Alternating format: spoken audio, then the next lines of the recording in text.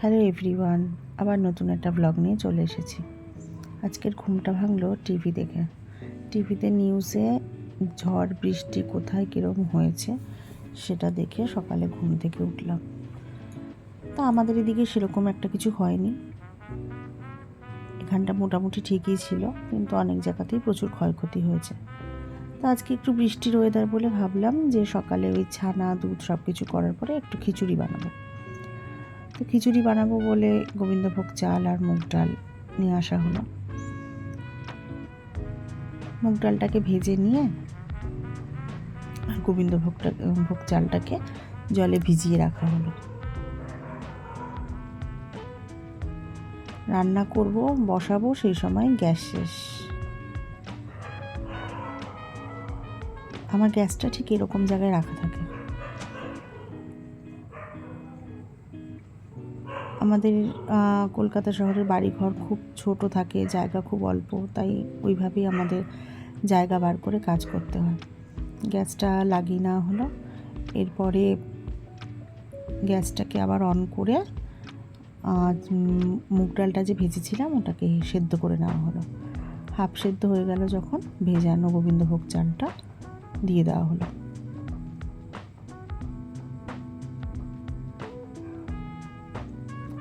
বাইরের আকাশটা ঠিক এরকম ছিল, প্রচণ্ড ঝড় বৃষ্টি। আমার রান্নাঘরের জানলা দিয়ে অতটা ভালো করে বোঝা যাচ্ছে না।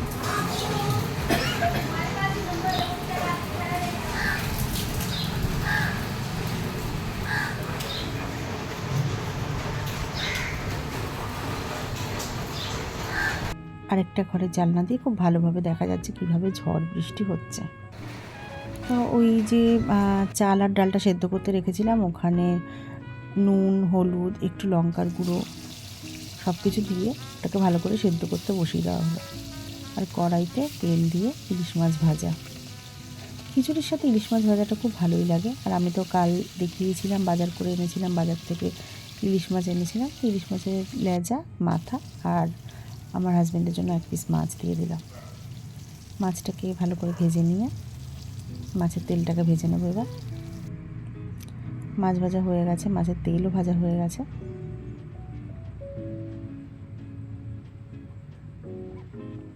এবার খিচুড়িটা দেখলাম ভালোভাবে হয়ে গেছে, সব কিছু সেদ্ধ হয়ে গেছে ঠিকঠাক মতন। এবার ওই ইলিশ মাছ ভাজার যে তেল ছিল তাতে দিয়ে দেবো বেশ অনেকটা শুকনো লঙ্কা ফোড়ন আর 5 ফোড়ন পোড়া। আমি খিচুড়িতে শুকনো লঙ্কা আর 5 ফোড়নই দিই, আমার ওই গন্ধটা খুব ভালো লাগে। ওটাকে ভালো করে ভেজে নিয়ে এবার ওর মধ্যে সেদ্ধ করা যে চাল ডালটা ছিল, ওর মধ্যে তো নুন, হলুদ, মিষ্টি, শুকনো লঙ্কার গুঁড়ো সবই দেওয়া ছিল, সবটাকে এর মধ্যে দিয়ে দিলাম। ভালো করে নেড়ে নিয়ে ওতে অল্প একটু ঘি দিয়ে দেবো। খিচুড়ি হয়ে গেল।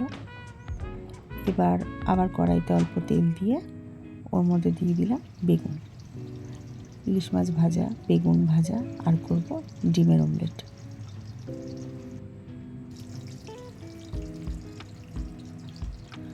আমার হাজব্যান্ডের জন্য অল্প ভাত করে নিলাম।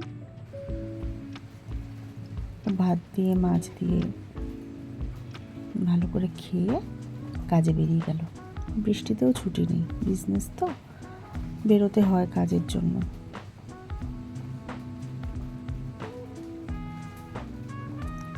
ওকে খেতে দিয়েছিলাম বলে কী কী লাগবে তা আমি এখানে একটু বসে বৃষ্টির জলের ছাটটা আসছিল, খুব ভালো লাগছিল। বৃষ্টি আসলে আমি এখানেই বসে থাকি, আমার খুব ভালো লাগে। এত সুন্দর একটা জলের হালকা হাওয়া আসে। আমি বৃষ্টি হলে জানলা দরজা কোনোদিন বন্ধ করি না। ও খাওয়া হয়ে গেল, তারপরে আমি রুটিটা বসিয়ে দিলাম। রুটিগুলো খুব সুন্দর ফুলছিল। তারপরে স্নান টান করে নিয়ে আমি আর মেয়ে খাবারটা বেড়ে খেয়ে নিলাম। রান্না করেছিলাম তো আপনাদেরকে বললামই, খিচুড়ি করেছিলাম, ইলিশ মাছের লেজা মাথা ভাজা, বেগুন ভাজা, ডিমের অমলেট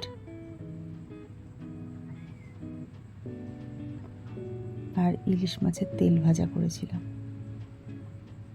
এখানে লঙ্কা নেব আর অল্প একটু তেল, ইলিশ মাছের যে তেলটা আছে সেটা যা খিচুড়ির উপরে একটু ছড়িয়ে নেব।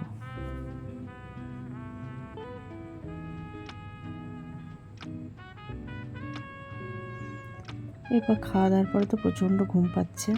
প্রথম কথা ঠান্ডা ওয়েদার, তারপরে একদম পেট ভর্তি করে খিচুড়ি খেয়ে। প্রচণ্ড ঝড় বৃষ্টি হচ্ছিল সে সময়টা।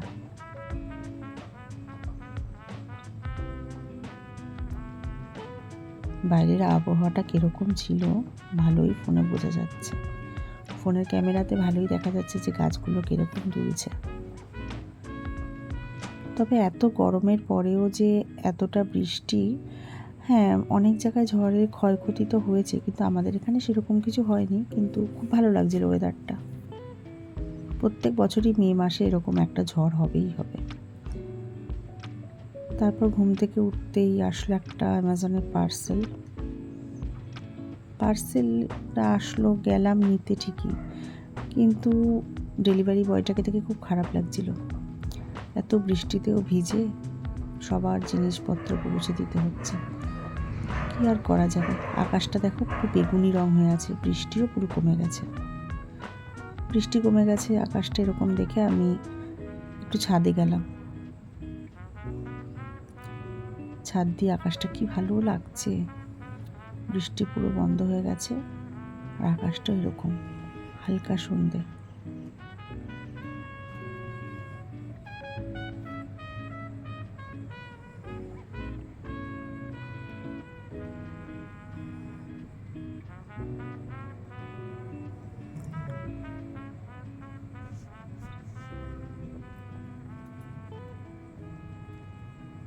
এত বৃষ্টিতে ছাদ পুরো পরিষ্কার হয়ে গেছে।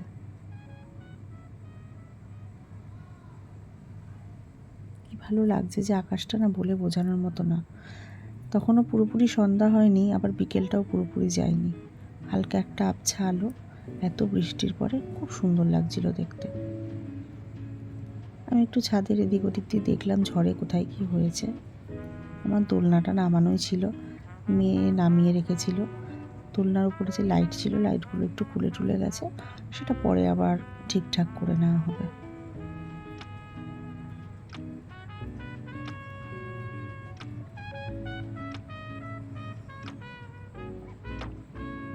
দেখলাম না আমাদের ছাদে মোটামুটি ঠিকঠাকই আছে, কিছুই হয়নি, মোটামুটি কি পুরোপুরি ঠিকঠাক আছে, কিচ্ছু হয়নি।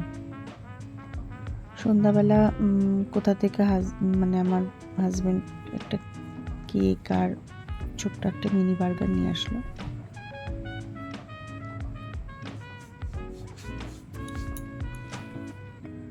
আমি আর আমার মেয়ে একটু খেয়ে নিলাম।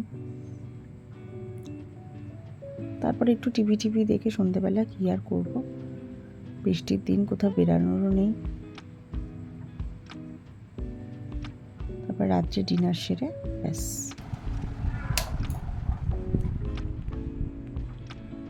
আমার এই ভিডিওটা যদি আপনাদের ভালো লেগে থাকে, লাইক, কমেন্ট, শেয়ার আর সাবস্ক্রাইব করে দেবেন। আজকের মতো এই পর্যন্ত, টাটা।